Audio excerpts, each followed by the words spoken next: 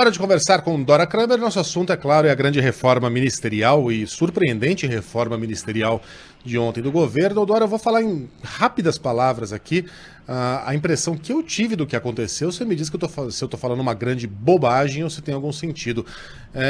Ao contrário da impressão geral de que Bolsonaro perdeu o poder e de que saiu prejudicado com essas mudanças, ele deu mais um passo rumo à radicalização, principalmente militar, e, portanto, à instabilização do país.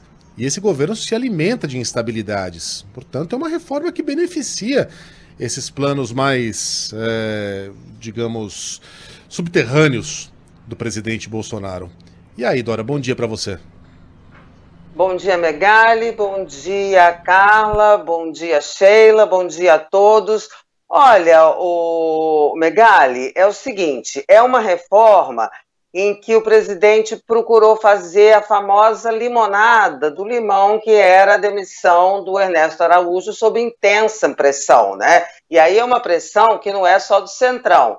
Recentemente teve uma carta de 300 diplomatas pedindo a saída dele, tem a posição do chamado PIB, quer dizer, o mundo do dinheiro, pressionando pela saída do Ernesto Araújo, e o Bolsonaro, presidente, faz um movimento em que ele cria um fato político e transforma a reforma ministerial na manchete do dia, quando a manchete, anteriormente, se ele não fizesse esse movimento, seria um presidente ali tutelado por diversas forças, não só para o Centrão. Acho um exagero a gente atribuir isso só ao Centrão. Agora, uma coisa é o que ele quer dentro dessa sua visão de que ele dá um passo à radicalização. O presidente sempre faz tentativas de dar passos na direção da radicalização, não aqueles passos simbólicos e tal, teatrais, mas passos efetivos. Só que ele raramente consegue.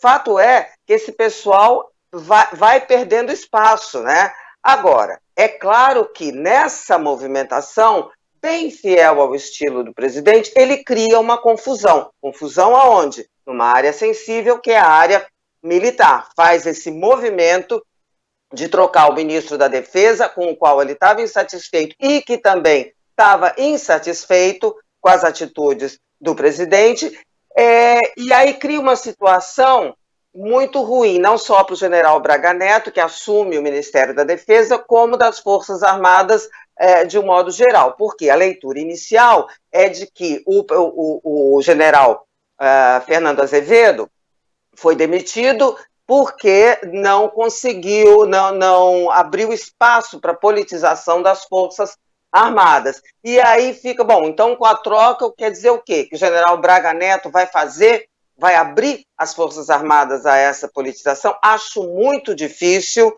inclusive acho muito difícil as Forças Armadas aceitarem. Daí sim ele pode criar ali uma confusão no sentido de perder mais apoios, mais ainda do que ele já tinha perdido. Não acredito em algo de uma crise explícita, porque a palavra de ordem nas Forças Armadas é disciplina. E como o presidente é chefe das Forças Armadas, não é? Por dever constitucional, então acho que essa coisa vai ficar ali num terreno ainda de bastidor, mas não deixa de ser uma confusão. No Ernesto Araújo, que era o assunto principal, ele faz uma troca ali que, em princípio, muda os modos de toda sorte lamentáveis do ex-ministro, mas não indica necessariamente uma troca de rumos na política externa, que estava todo mundo exigindo. Dá ali uma aliviada, mas não resolve de todo o problema. Queria falar também sobre as outras trocas. Sim, na Justiça, Ministério da Justiça, o Anderson Torres já estava na fila há um tempão, e aqui também acho que o presidente cria um outro terreno de atrito, porque ele vai reacender o debate, o tema da ingerência na Polícia Federal, porque o Anderson Torres é uma pessoa alinhada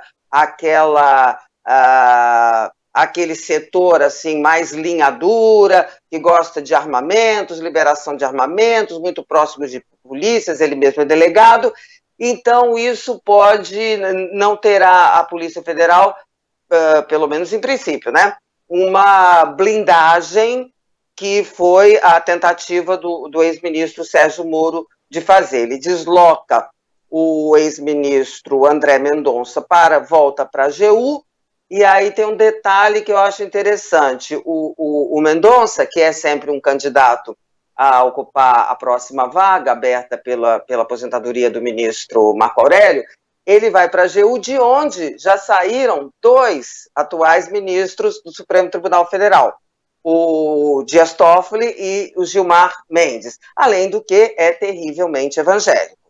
Que mais?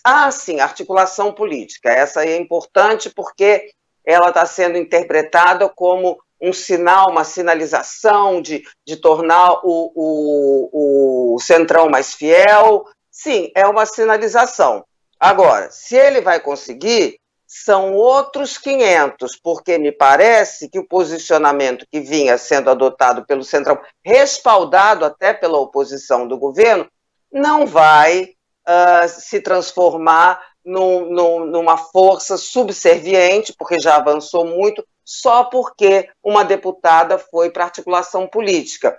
Do ponto de vista concreto, é até um movimento correto do presidente, porque não tinha cabimento um general na articulação política, não é do ramo, então ali ele pode melhorar a interlocução, mas que isso vá resolver a questão e transformar o Centrão, fazer com que ele volte a uma posição de total apoio ao presidente, principalmente com relação às atitudes da pandemia, isso não vai acontecer. Gostei de o Ramos não era do ramo. Na Casa Civil. Lotado. A gente vai acostumando, faz esses trocadilhos até de olho fechado agora. Não há tempo para mais nada, então, tem gente? Não, então, é muita coisa para falar e a gente acabou que não tem tempo, né, Sheila? Oi? Falei muito, né? Mas é porque tem muito a falar mesmo, né? Esse assunto rende e certamente a gente vai voltar a ele aí nos próximos dias. Queria saber da Dora se Pujol continua mesmo ou não, porque ontem teve reunião até tarde, né, dos militares. No fim das contas, ele se manteve, né, na liderança do Exército, no comando do Exército. Resta saber o que vai acontecer daqui pra frente, mas a Dora volta amanhã. Isso. Tá, gente? Amanhã, depois pra gente conversar mais. Um beijo, Dora. Boa terça-feira pra gente, um beijo. Beijo. Tchau.